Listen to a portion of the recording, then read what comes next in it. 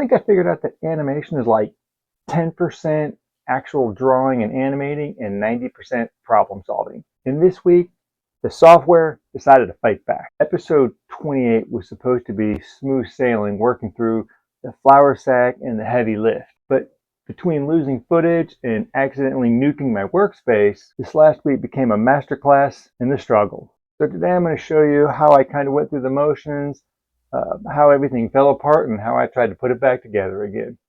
So to start the flour sack jump, I started off just doing a bunch of sketches, trying to get an idea of what style I wanted to use. And you can see here I was originally going to do a more cartoon style. In just a second, you're going to see when I actually started to do the animated, I went for something a little more simple.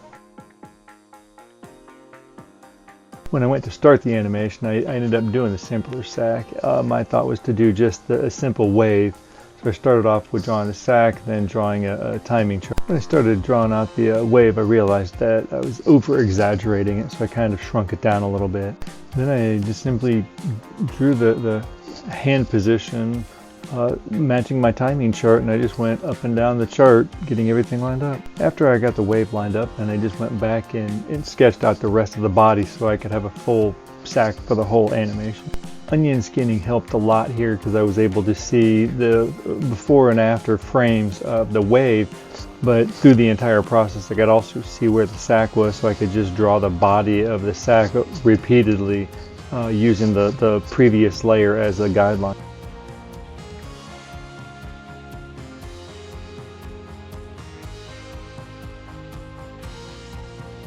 Once I was happy with that, I decided to move on to a sack jumping. So I saved it out and created a new document and started sketching out the body of this. I started off adding just a timing chart so I could kind of get a feel for the squash, stretch, and the jump I was going to do. And then did a number of sketches with the sack and a squash and a stretch so I could get a kind of a feel of the different poses I wanted the sack to be in.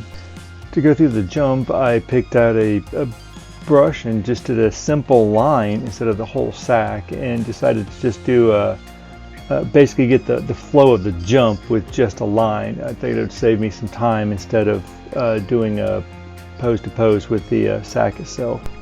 Through this process, the onion skinning was extremely helpful, just figuring out where the action was from frame to frame.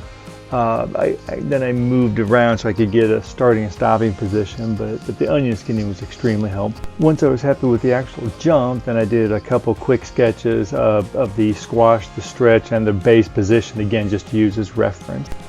Once I had that, then it was just starting to fill the sack body out. I ended up using the method. I just used two circles, one for the top, one for the bottom, to get a feel for the body, and I kind of put a little line in the middle to give me a feel of the tilt of the body. I went through this process for the entire animation. It did take a little bit of time, but it gave me the good feel of how I wanted the sack to actually feel while I was doing the jump.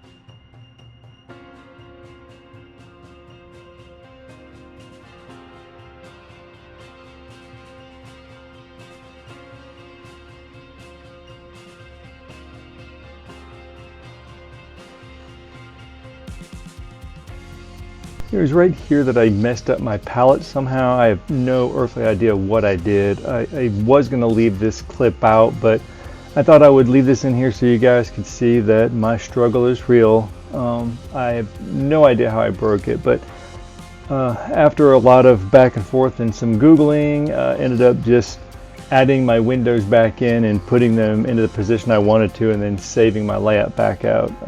Time-consuming process, but the struggle is real. I finally got everything fixed with my palettes. Then it was back to the drawings.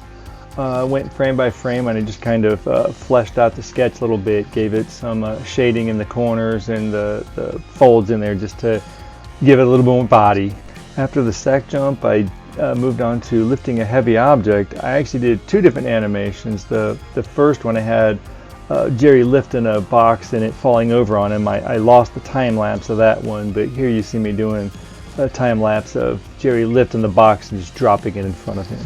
Did this as straight ahead animation instead of pose to pose. Not really sure why, but it just gave me a good feel of how the physics of the box would work.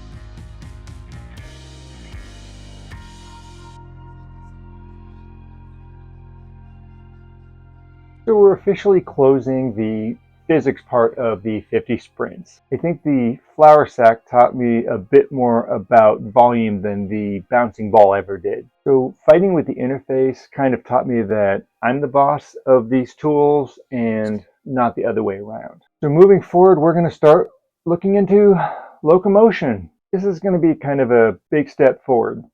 Bad pun. We're moving into the walk cycles. The walk cycles honestly have kind of terrified me. I've kept putting them off for a long while, and I've just gotten to the point when I know that it's either now or never. I'm going to eventually have to learn it, so biting the bullet. Thanks for sticking with the Kudu Cartoons and hopefully reading up on the Kudu Labs. If any of you guys have ever struggled with anything in there, be it the physics, the volumes, or having a fright about doing the walk cycles like I'm having fear right now, share them in the comments below. Why don't you do what Jerry's doing and jump on that subscribe button. We'll see you guys next week.